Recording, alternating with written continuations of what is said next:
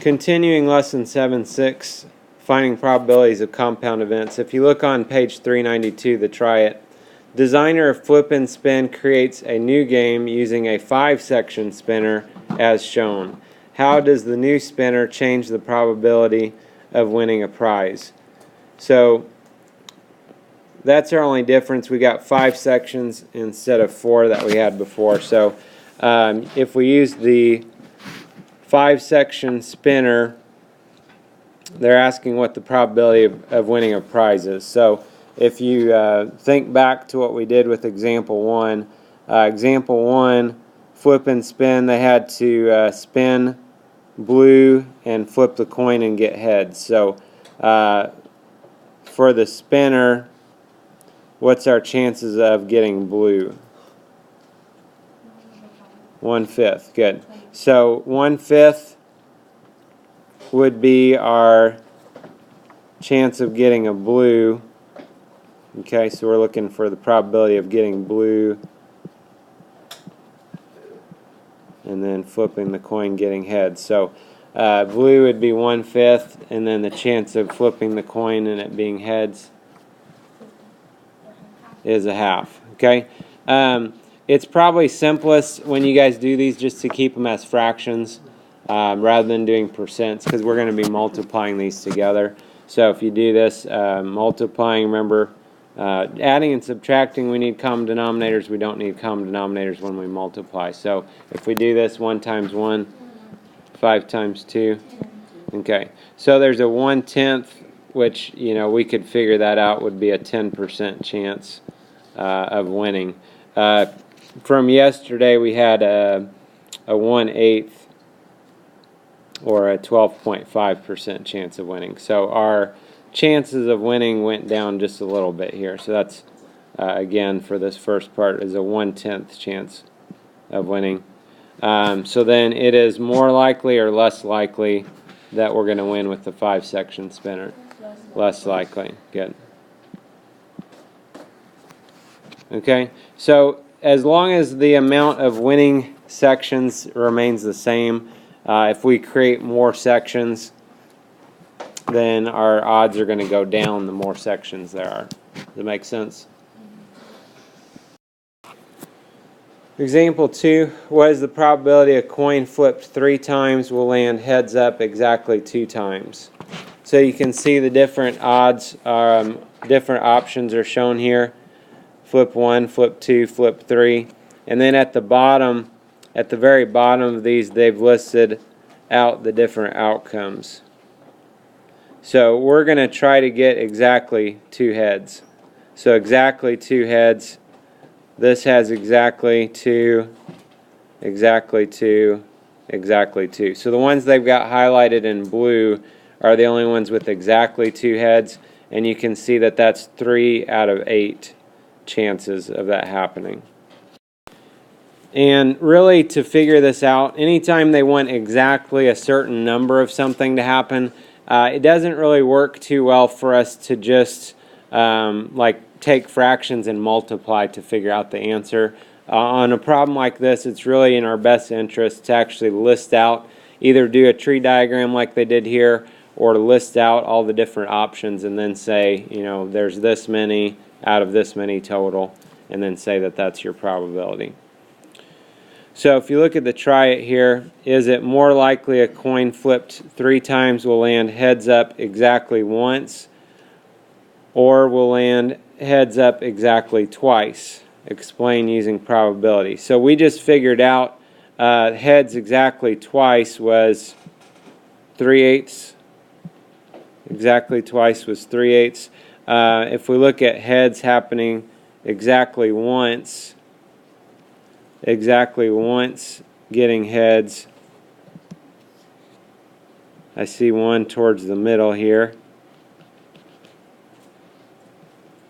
and another one over here, and another one over here. So what's the chance of that happening? Would also be 3/8. Okay, so is it more likely for exactly once was 3/8 or exactly twice was 3/8? We could say neither.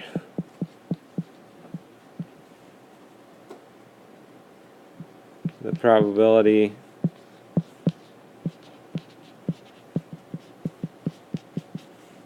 of each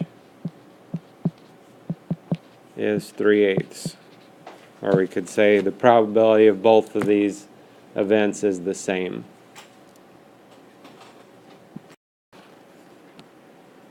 Example 3, the names of all middle school students with perfect attendance are entered into a drawing for one of 2 tickets to a baseball game. This year, Angie, Phil, Mark, Carly, and Josie attended school every day. What is the probability Mark's name will be drawn to win one of the 2 tickets? So for this, they've listed out some different options. Now, if you guys wanted to, rather than writing all the names here, you could do abbreviations, A for Angie, P for Phil, and so on. Anyway, if you'll notice, if Angie wins the first ticket, there's one of those where Mark wins. If Carly wins, there's one where Mark wins. If Phil wins the first one, there's one where Mark wins. If Josie wins, there's one that Mark wins. But if Mark wins, obviously all of those would be ones that Mark would win. So if you look at that, you can see that 8 out of the 20 outcomes would be where he wins. So 8 out of 20, you could reduce that if you wanted to. That'd be 4/10 or 2/5. So 2/5, or if you did a percent, would be a 40% chance that he would win one of the tickets. And then if you think about on the try it, does Mark have a greater chance than Carly of winning the tickets? I think it should just be winning the tickets, not winning the tickets to Carly. Explain using probability. So if we look back at this, you could go back and highlight the times when Carly won. So I'll just kind of box these in blue here when Carly won. And what ends up happening is that would also be 8 out of 20. So again, does Mark have a greater chance than Carly of winning? No. Basically, everyone has the same chance.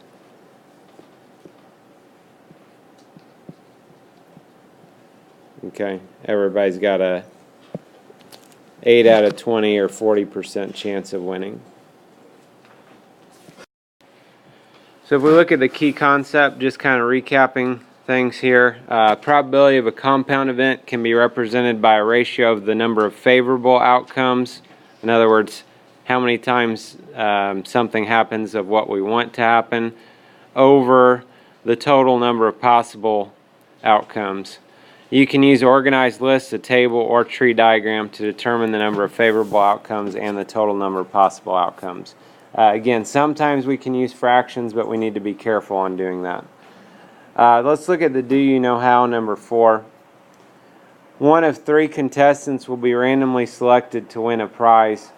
One of 3 different prizes will be randomly awarded to the contestant whose name is selected to win. The tree diagram shows all the possible outcomes of this contest. Okay, so it could be if Pedro wins and he gets prize 1, or Pedro wins and he gets prize 2, or Pedro wins and he gets prize 3, or Whitney wins, gets prize 1. Whitney wins and gets prize 2. Whitney wins, gets prize 3. Same thing for Brian. Okay, so what we can do is look at, if you do a tree diagram, or if they list a tree diagram, just look at how many branches you have. So Pedro, there's 3 branches. He's got 3 different prizes. Whitney, 3 different prizes. Brian, 3 different prizes. So how many different options are there altogether here? How many different possible outcomes do we have? 9. Good. Okay, so there's 9 outcomes. So if there's 9 outcomes, and the question is, what's the probability Whitney will win prize 2? So probability of Whitney winning the specific prize, prize 2, Well, there's only one of these branches that has Whitney winning prize 2, one out of those 9 possible outcomes. So there'd be a 1/9 chance that she would win prize 2. So look at number 5. The table shows all the possible outcomes for flipping a coin and spinning the pointer of a spinner with 4 equal sized sections labeled 1 through 4.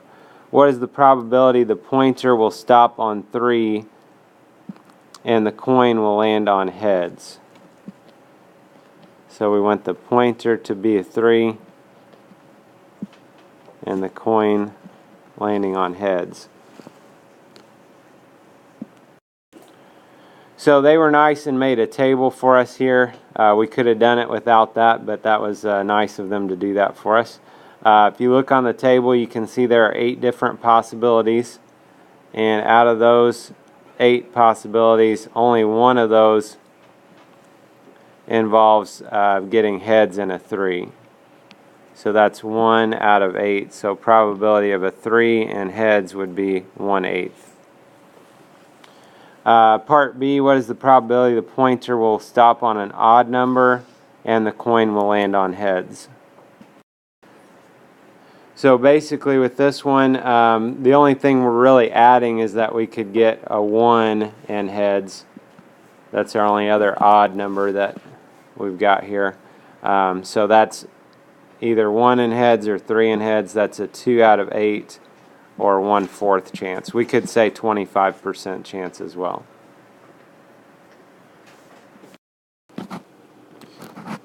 So look on workbook page 93. Number 1, we basically just did that in your book a minute ago. So look at number 2. Table shows the possible outcomes of spinning the pointer of the spinner shown at the right and tossing a fair coin. Again, they have a table here with all of our options. The question, if you look underneath the table, is what is the probability of getting 1 in heads? So if we look on our table here, there's 10 things on the table. 1 out of the 10 is getting a 1 and then a heads. This is a case we're looking for just a very specific thing. You could technically say, you know, on our spinner, there's a 1 out of 5 chance of getting a 1. And if you flip a coin, there's a 1/2 chance of getting heads. And multiply those would be 1/10. Okay, again, you have to be careful. Sometimes it doesn't really work out as well to just multiply fractions to get your answer on these. So number 3, we have a fair coin with sides printed heads and tails is flipped and a golf ball is randomly selected.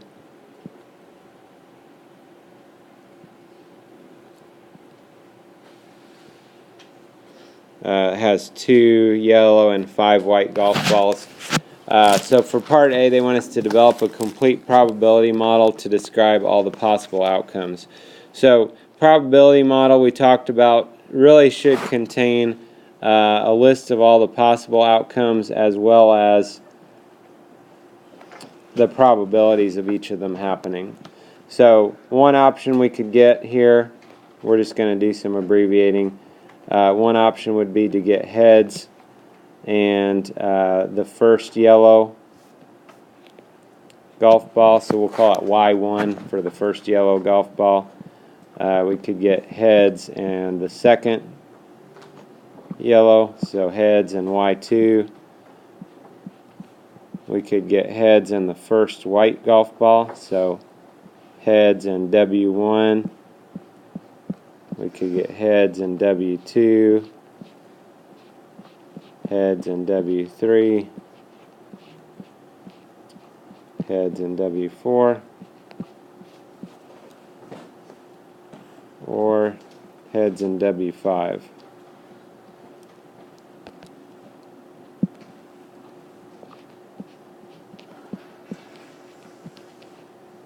And then similar idea, we could get the same things with tails. So tails and Y1, tails and Y2, and so on.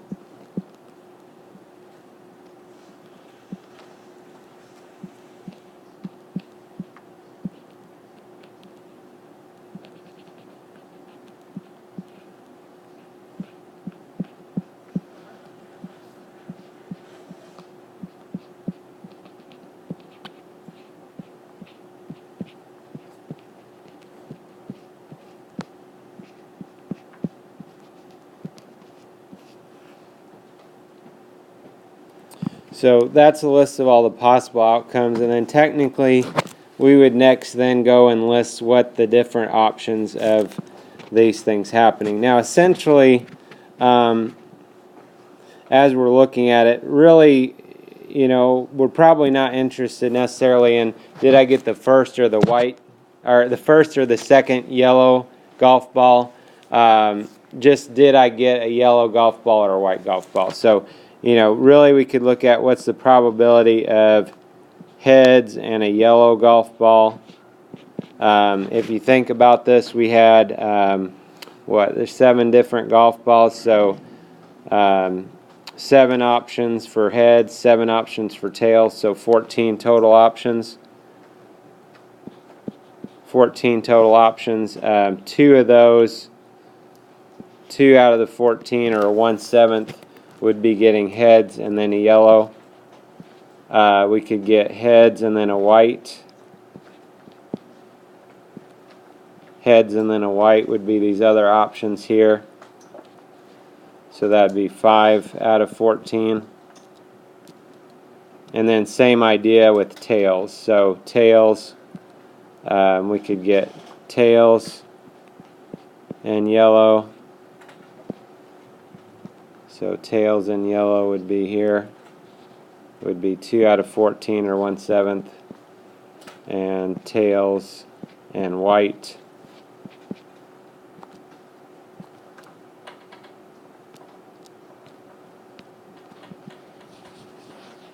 would be, these would be 5 out of 14.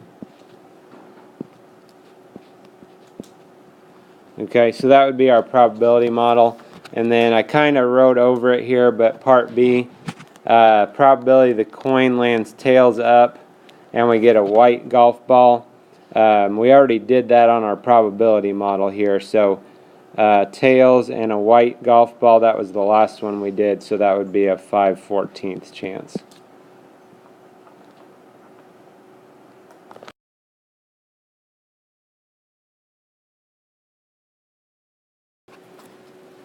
So look at number 6. All possible outcomes of spinning the pointers of 2 spinners with equal size sections labeled 1 through 3 are recorded in the table at the right. Find the probability that the sum of the numbers on each spinner will be greater than or equal to 5. So this probability the sum is greater than or equal to 5. So if we look at our table here, we want the sum to be greater than or equal to 5. In other words, if I add them, it's going to be greater than or equal to 5. So looking at our table here, getting these numbers, the 2 numbers in the table, to be at least 5, options would have to be 3, 2, 2, 3, and 3, 3. 2 of those add up to 5. The other ones adds up to 6, which is greater than 5, so that works. So if you look at this, that would be 3 out of 9, or we could reduce that to a 1/3 chance of that happening. Okay, so 3/9 or 1/3. You could do a percent, but it's not as nice. It's 33.3 repeating, or 33 1/3%. And then if you look at 7, a vowel will randomly be selected from A, E, I, O, U. A number will be randomly selected from the sample space 1, 2. Draw a tree diagram to represent the number of possible outcomes of randomly selecting a vowel and a number. Then find the probability of choosing E and 2. Okay, so our tree diagrams, just to make sure everybody knows how we need to work those tree diagrams. We're going to draw some stuff with some branches. So if you want to, we can start with the vowel. So starting with the vowel, we can start out, we got A, can branch off, could be a 1 or a 2. E could be a 1 or a 2. I could be a 1 or a 2. And so on.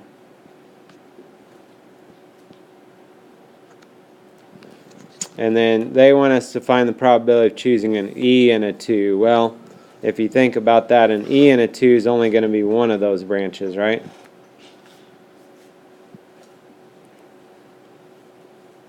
Okay, and how many, that was 1 out of how many different routes did we have altogether? 10, good. So 1 out of 10, or a 10% chance of that happening then. So this gives you an idea of how to find the probabilities of compound events.